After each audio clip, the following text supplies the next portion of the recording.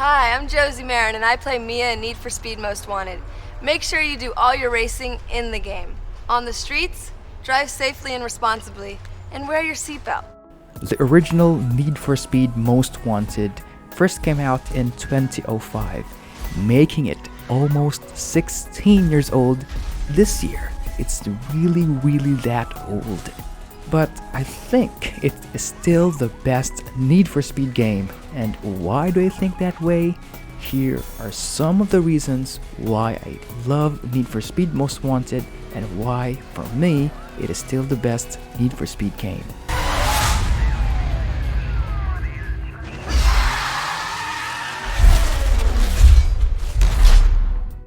Number 1 is the over-the-top, cheesy acting. Now, for some, this may be a negative, but for me, this is certainly a positive thing because it demands the audience to stop taking itself very seriously, and it isn't concerned about being realistic or artistically sound in filmic sense, but it's just so cool and entertainingly edgy.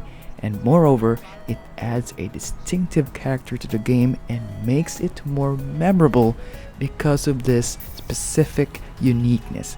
In fact, the performances are so memorable that the actors for Razor and Mia, Derek Hamilton and Josie Marin, has now become so synonymous with Most Wanted that YouTube comments would always bring up this game even on their latest videos. And this provides a context to a very compelling campaign structure. What kind of context? Well, it's a sure darn entertaining one. Next time, you won't be so lucky.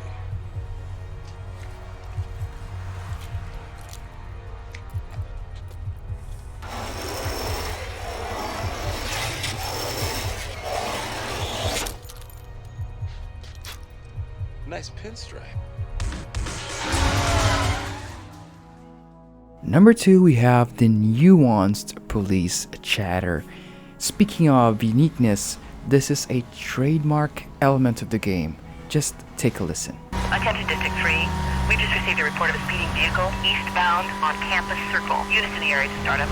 I can take that. Are you going to generate a file on this? Disregard that. I got the details on my screen.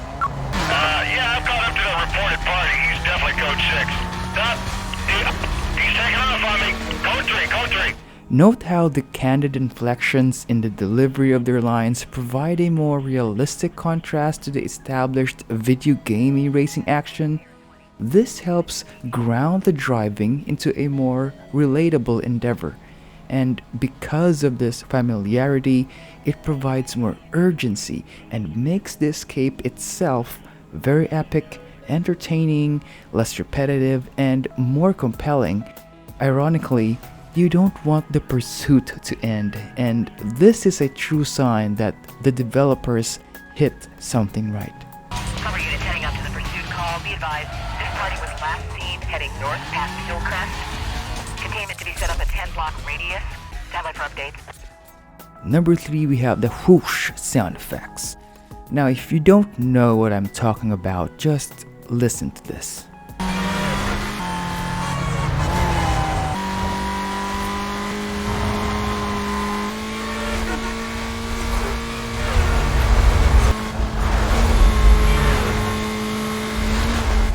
Talk about Need for Speed. These sound effects and the exaggerated Doppler effect as you fly by walls and cars and objects around the world is just so genius in that it enhances further that sense of speed. By itself, it isn't something remarkable to behold, but in tandem with the elements I've mentioned and about to mention, it just further immerses you in this high-octane, quite cinematic racing experience. Started going off by 20. I lost a vehicle. I got him. Back on a 6 and holding. Number 4 would be the original score. Speaking of cinematic, we just can't deny the impact of the original score whenever it starts to play. And when it starts to play, you know real stuff is about to happen.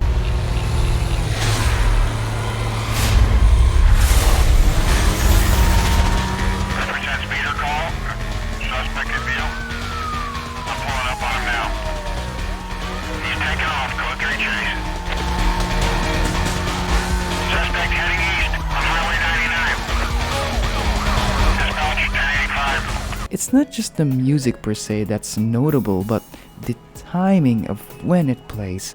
I also love how the instruments being used and the genre of the score itself is so far removed from the traditional racing video game music, where it's usually electronic or dance or rock, and we do still get these awesome rock tracks from the licensed music, and they do indeed rock, but Paul Linford just was able to perfectly capture that sense of urgency and that rush of adrenaline in a police chase using strings, muted distortion guitars, and a pulsating beat.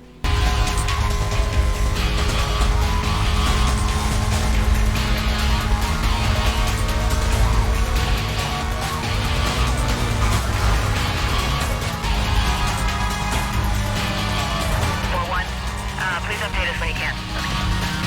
Fun fact, Paul Linford also composed and produced music on films such as Con Air, G-Force, Enemy of the States, and Deep Blue Sea. Number 5 is the lighting. When I saw this game for the first time being played in an internet cafe, I was just blown away by how real it looks. It just seems so natural in its presentation and fluid in motion. And come to think of it, it was the lighting that grabbed my attention. Because the textures are far from great, they're actually blurry by today's standards, and you can even confirm it by just looking at the road and the walls and some of the decals on the cars. But the actual lighting still holds up today. And I would like to emphasize the phenomenal use of bloom effects. The way it just soaks the screen in this warm orangey tint whenever you're facing against the sun, and to even further complement this deliberate stylistic aesthetic, the God rays are also very well implemented. I really love how it occasionally seeps through tall buildings and other objects whenever you're in a high-speed run. It's as if it's kind of peeking between cracks. And the games that remind me of this particular effect are Halo Combat Evolved and Crysis 1 from 2007. You know, those moments when you're just simply walking around and then you come near trees with the sun just positioned behind them, and then those God rays would just punch through leaves and individually glisten as you move. It's just magical even until today. And this quite stylized take on God rays and bloom is one of those lighting effects that I'm terribly missing today. So even if the textures are blurry and certainly not HD, when you look at the overall image of the game, not just the individual parts, frankly, it can look even more beautiful than other racing games. Because there's a difference between being high fidelity and having artistic beauty. Yes, the textures and of course the fidelity of this game is already dated, but as a whole, as a composition, when you consider the color tones used, how they shift according to the placement of the sun, how being detected by police adds this blue hue and makes the image colder, how the aforementioned bloom and God rays add to the cinematic atmosphere of the game. Oh man, this is one of those cases where we have a title that is just truly inspired.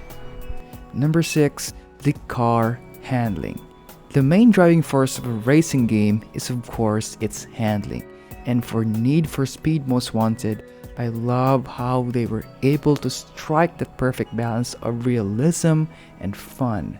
And yes, I'm aware that's a bit cliche to say nowadays, but what I mean by this is that they managed to add weight to the cars, which made driving them feel substantial and solid.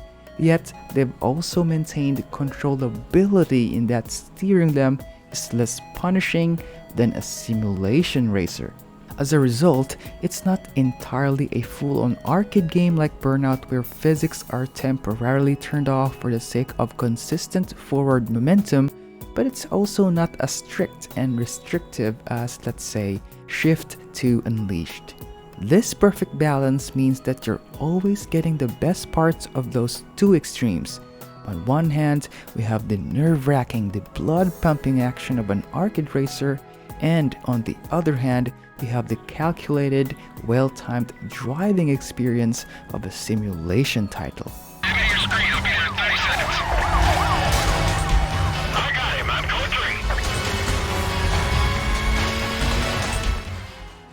So that's all for me. There are still a lot of things that are so awesome about this game, but I just chose to prioritize the ones that stood out the most. Thank you so much for tuning in. I hope that you can also relate to the points that I've mentioned. I really enjoyed articulating my thoughts on this because I just love this game. You know, they don't make games like these anymore. Games that are made out of raw passion and dedication to the medium. And back then, even EA lived up to its name, a company that truly made electronic arts. But that's all for today. Please tell me your thoughts on this game. Do you think this is the best Need for Speed title? And if not, what do you think is the best Need for Speed game? I hope that I can still see you in the next video. Until then, please take care. The UC thought you were the one, but you're mine now.